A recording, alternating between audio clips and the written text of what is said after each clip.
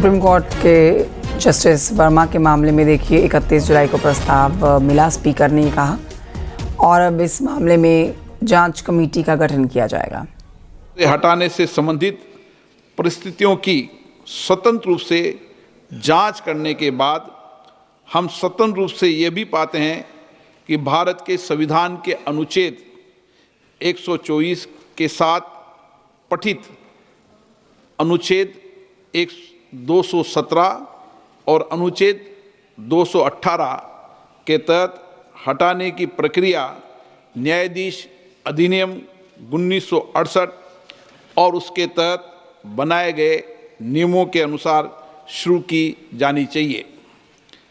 बेदाग चरित्र और वित्तीय बौद्धिक ईमानदारी न्यायपालिका में एक आम आदमी द्वारा रखे गए विश्वास की नींव है, और यह भी कि वर्तमान मामले से जुड़े तथ्य जो कि भ्रष्टाचार की ओर इशारा करते हैं वो भारत के संविधान के अनुच्छेद 124 के साथ अनुच्छेद 217 और अनुच्छेद 218 के तहत कार्रवाई और प्रक्रिया के योग्य हैं, और संसद को इस विषय पर एक स्वर में बोलना चाहिए और देश के प्रत्येक नागरिक को सार्वजनिक जीवन में भ्रष्टाचार के प्रति जीरो टॉलरेंस के अपने संकल्प के बारे में एक स्पष्ट संदेश भेजना चाहिए। अतः हम भारतीय संविधान के अनुच्छेद 124 के साथ पठित अनुच्छेद 217 और अनुच्छेद 218 के अंतर्गत इलाहाबाद उच्च न्यायालय के न्यायाधीश न्यायमूर्ति यशवंत वर्मा को पद से हटाने के लिए ये प्रस्ताव प्रस्तुत करते हैं। कृपया इस प्रस्ताव पर आगे की कार्रवाई की जाए।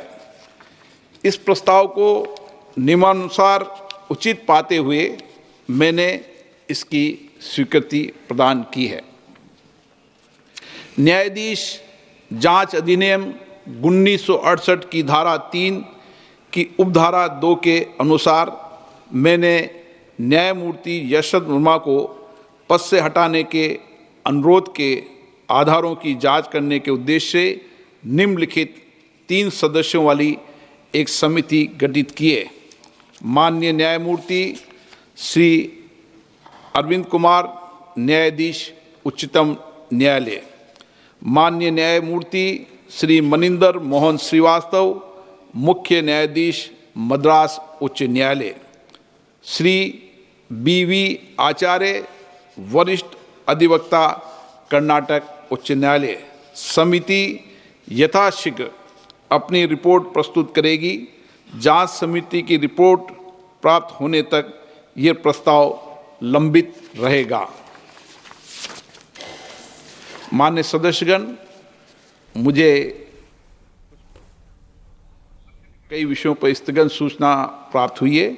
मैंने किसी स्थगन सूचना की आज अनुमति प्रदान नहीं की। सभा पटल पर रखे जाने वाले पत्र आइटम नंबर 2 श्री जितिन प्रसाद। अध्यक्ष महोदय, मैं आपकी अनुमति से आज की संशोधित कार्यसूची में क्रम संख्या 2 पर मेरे नाम के समक्ष उल्लेखित पत्रों को सदन के पटल पर रखता हूं। Item number 3 Shri Arjun Meghwal. Honorable Speaker, sir, with your permission, on behalf of my colleague Shri Pankaj Chaudhary, I rise to lay the papers listed against his name at serial number 3 in the revised list of business for today. Thank you. Item number 4 Shri Ram. Anoop Gupta से और जानकारी लेंगे। Justice Verma के ऊपर जिस तरह से अभी सदन के अंदर ओम बिरला ने बड़ी बात कही है, उससे समझा जा सकता है कि अब 5 दिन पहले ही सुप्रीम कोर्ट ने इस कैश कांड के मामले में जस्टिस वर्मा की याचिका को खारिज किया था। अब कमेटी का गठन होने जा रहा है जस्टिस वर्मा के इस मामले में। इस पर विस्तृत जानकारी दें। सदन के अंदर ओम बिरला ने क्या बड़ी बातें कही हैं?